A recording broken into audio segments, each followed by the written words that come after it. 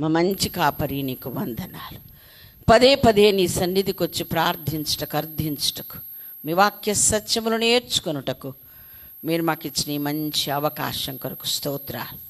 ప్రతి గడియ మా మేలు కొరకు మీరు నియమించారని గ్రహించి అయ్యా నీ సన్నిధిలో మేము గడుపుదుముగాక. హల్లెలూయా. ఈ సంవత్సరాంతపు దినముల్లో మీరు మాలో ఉండి, మాతో ఉండి మీ కార్యాలు జరిగించబోతున్నందుకు నీకు వందనాలు. మాట్లాడబోతున్నందుకు నీకు వందనాలు. మమ్మల్ని హెచ్చరించి, బలపరిచి, మమ్మల్ని దీవించి పంపిస్తున్నందుకు వందనాలు, స్తోత్రాలు చెల్లిస్తూ పూర్తిగా మమ్మల్ని మీ వశంలోకి తీసుకొని మీకు ఇష్టమైన కార్యమంతయు మాలో జరిగించుమని యేసయ్య అతి శ్రేష్టమైన నామములో అడిగి పొంది ఉన్నాము తండ్రి. ఆమేన్. దేవునికి స్తోత్రం. బ్యాప్టిజం గురించిన బోధ చాలా కొంతమందికే అర్థమై ఉంటుంది, తెలిసి ఉంటుంది, అనుభవంలో ఉండి ఉంటారు. చాలామంది అక్కడ దాకా రాలేదు. ఎక్కడండి, మేము 15 సంవత్సరాలు అయితే బాప్తిజం ఉందని ఆ సత్యాల్లో లేరు. నేను దేవునికి స్తోత్రం. హల్లెలూయా. అది ఒక బాధాకరమైన విషయమే అయినను సమయం మనకు ముందుంది. తప్పకుండా సరి అయిన రీతిలో బ్యాప్టిజం తీసుకోకపోతే తీసుకోవడానికి ఇప్పుడు ఇక్కడ కూర్చున్న వాళ్ళు కూడా సిద్ధపడవచ్చు. దేవునికి మహిమ కలుగునుగాక. ఆమేన్. హల్లెలూయా. లేవికాండం 23వ అధ్యాయం 32వ వాక్యం ఏమి నేర్పిస్తుంది అనంటే, మనలను మనము దుఃఖపరచుకొని పశ్చాత్తాపపడి ప్రాయచిత్త యాగం చేస్తూ మనము దేవునికి అంగీకారముగా మారబడినట్లుగా ఒక దినము నిర్ణయించబడినది. దేవునికి స్తోత్రం. హల్లెలూయా. హల్లెలూయా. అంటే ఎందుకు దుఃఖపడాలి? దుఃఖపడి అలాగ మనలను మనము దుఃఖపరచుకోవలసిన అవసరము ఉందా అంటే ఉంది అని రాశారు. దానికి ఒక దినమును నిర్ణయించారు, ఒక సమయాన్ని నిర్ణయించారు. అందుకని అది మనకు తెలియపరచబడుతూ ఉండగా మనం ఆ పని చేయడానికి సిద్ధపడమని మరి ఒకసారి ప్రభు మనలను హెచ్చరిస్తూ ప్రోత్సాహపరుస్తూ ఉన్నారు. దేవునికి స్తోత్రం. హల్లెలూయా. మనందరికీ తెలుసు, యేసు ప్రభువారు కొండ మీది ప్రసంగములో మొట్టమొదటగా చెప్పారు. ప్రసంగం ప్రారంభములోనే 2వ మాటకి ఏం చెప్పారు? దుఃఖపడువారు ధన్యులు, వారు ఓదార్చబడుదురు. దుఃఖపడుట వలన మనకు లాభమా? లాభమేనా? అసలు ఏం చెప్తాను, నాకు అసలు తెచ్చలేదు అన్నట్టుంది ఒకరు మొహం. ఓకే, దుఃఖపడుట వలన మనకు లాభమా? లాభమే. దుఃఖపడుట వలన ఏమి లాభము అని అంటే, మనము పరిపూర్ణతలోకి రావడానికి ఏదేది చెయ్యలేదో, ఏదేది మనలో లేదో, దేనికి ఇంకా దూరంగా ఉన్నామో వాటి విషయమై దుఃఖపడితే అవి పొందుకోవటం వలన మనకు లాభమే. దేవునికి స్తోత్రం. హల్లెలూయా. హల్లెలూయా. చదువుదామా? మత్తయి 5:4 ఏముంది? దుఃఖపడువారు ధన్యులు, వారు ఓదార్చబడుదురు. లూకాసు వార్త 6:21 కూడా అదే అర్థం మనకు గోచరిస్తూ రాయబడి ఉంది.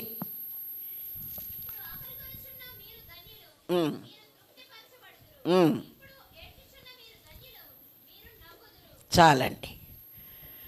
అంటే దుఃఖపడువారు ధన్యులు, వారు ఓదార్చబడతారని చెప్పి ఆ దుఃఖపడుట వలన నవ్వే రోజులు వస్తాయంట. దేవుని స్తోత్రం. హల్లెలూయా. దుఃఖపడువారు ధన్యులు, వారు ఓదార్చబడతారు. మరలా 2వ మాటగా దుఃఖపడువారు వాళ్ళు ఓదార్చబడతారు అన్నాడు. ఇక్కడేమన్నాడు? మీరు నవ్వుతారు అన్నాడు లూకాసు వార్తలో.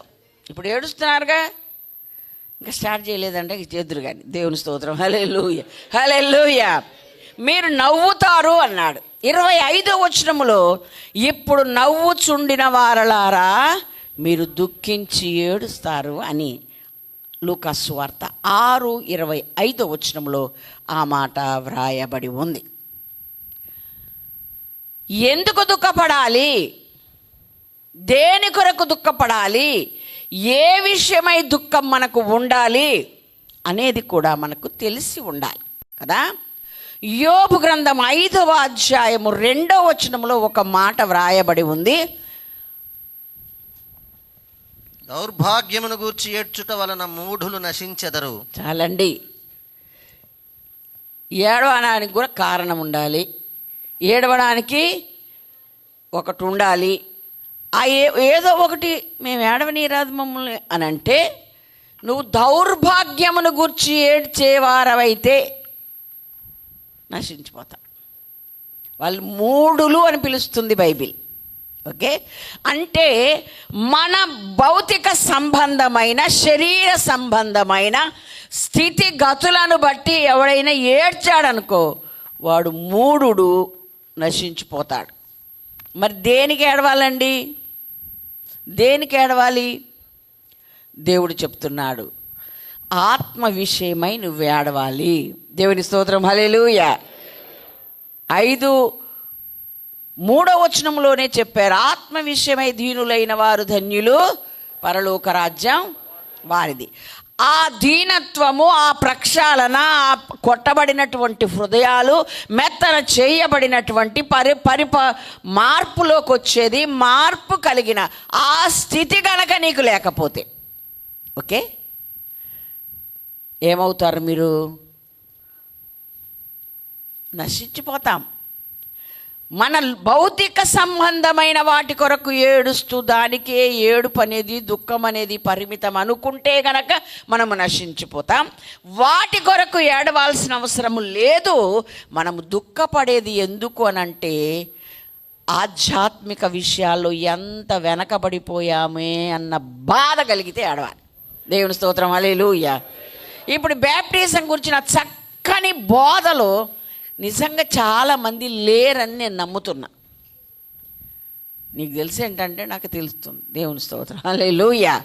అవును, ఆ కరెక్ట్ అయిన విధానములో లేము.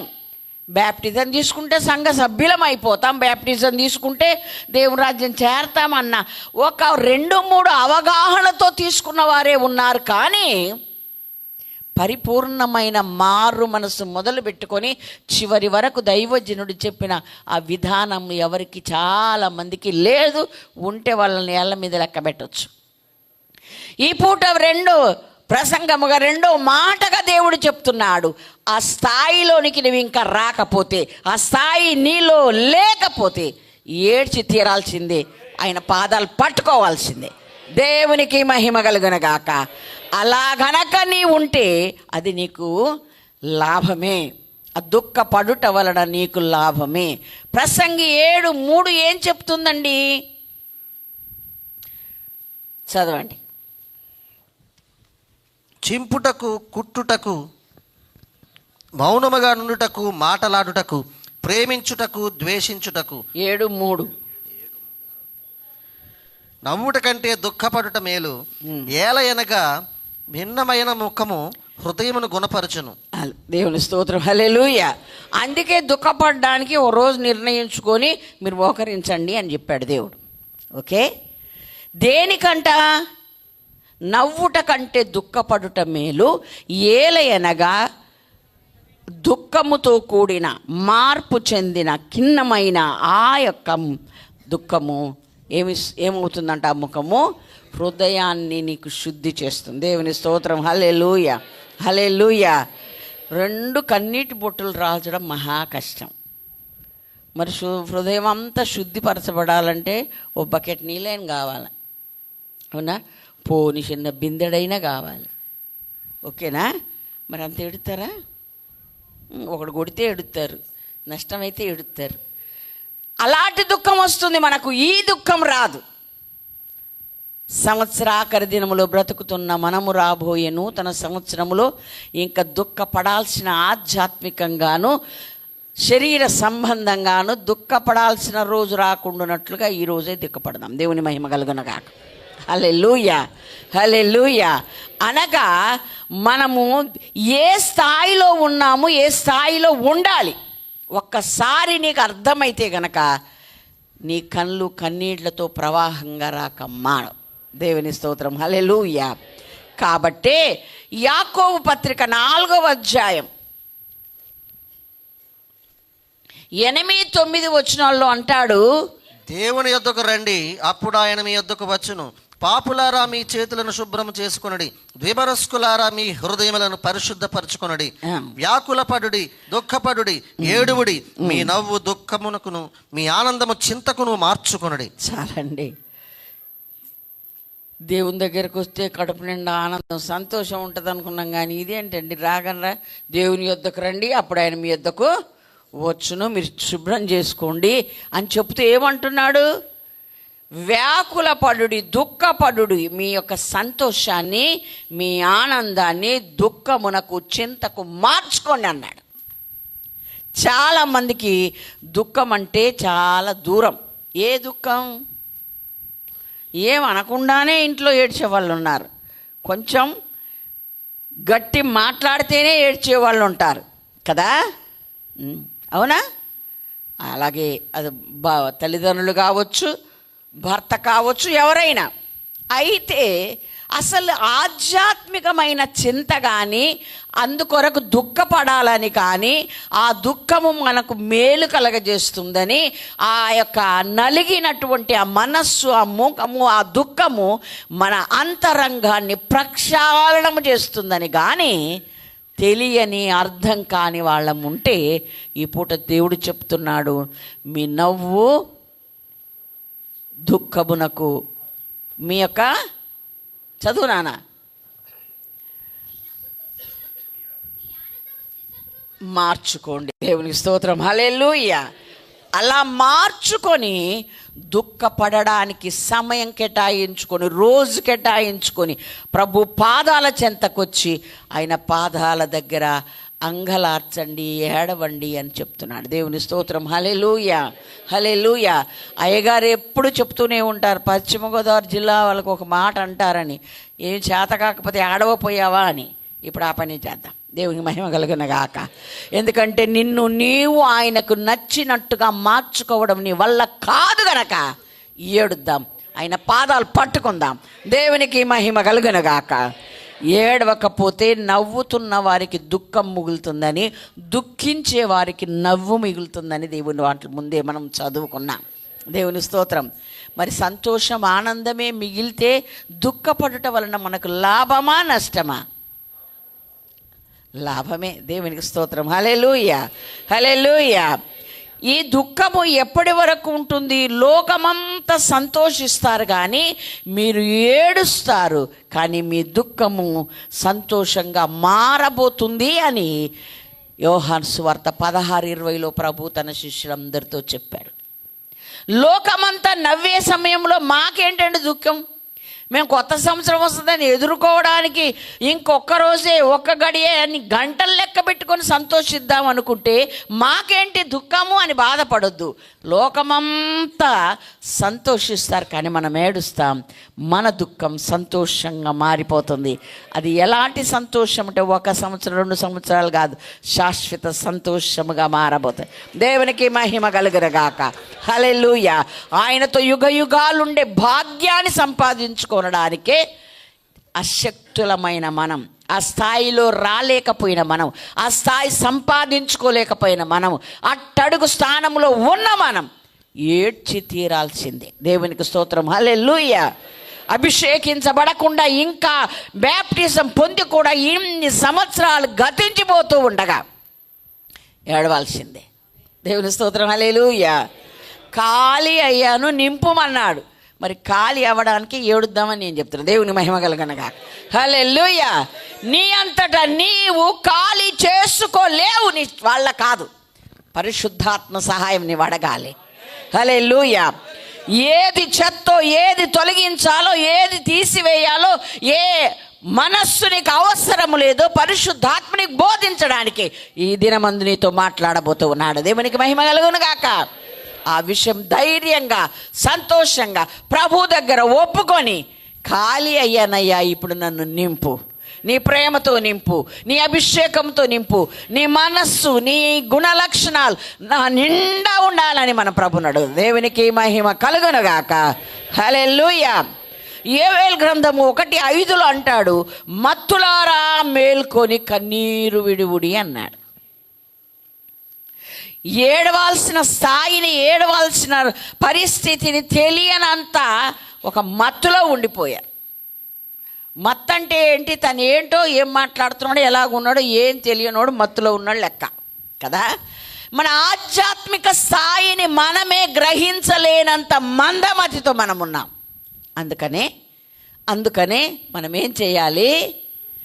మేల్కొని కన్నీరు విడవమన్నాడు. దేవుని స్తోత్రం. హల్లెలూయా.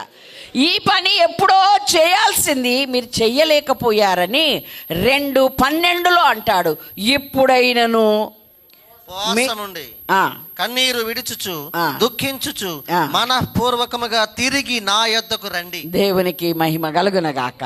హల్లెలూయా. ఇది ఎప్పుడో చేయాల్సింది. మీకు అర్థం కావట్లే, మీ పరిస్థితి మీకు అర్థం కావట్లే, మీరు ఎలా ఉన్నారో మీకు తెలియలేదు. ఏడవలసింది ఎప్పుడో, అది దాటిపోయినా సరే మీరు ఇంకా నవ్వుకుంటా హాయిగా సరదాగా ఉన్నారు. ఏడవలసిన వాటికి ఏడవలసిన పరిస్థితులున్నా అంటే దౌర్భాగ్యమును చేడుస్తారు కానీ ఆధ్యాత్మిక విషయాలకి మీకు దుఃఖం ఎప్పుడు ఇంకా రాలే.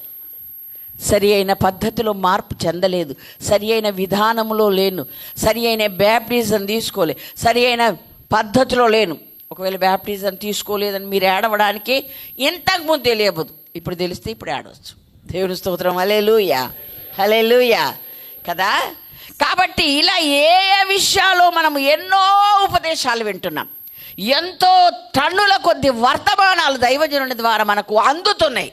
అవన్నీ కూడా మన అంతరంగంలో నిలుపుకొని క్రీస్తు యేసు కలిగిన సమానమైన అనుభవంలోకి ఎదిగేటంతటి ఆధ్యాత్మిక స్థాయిలో మనం ఉన్నామా?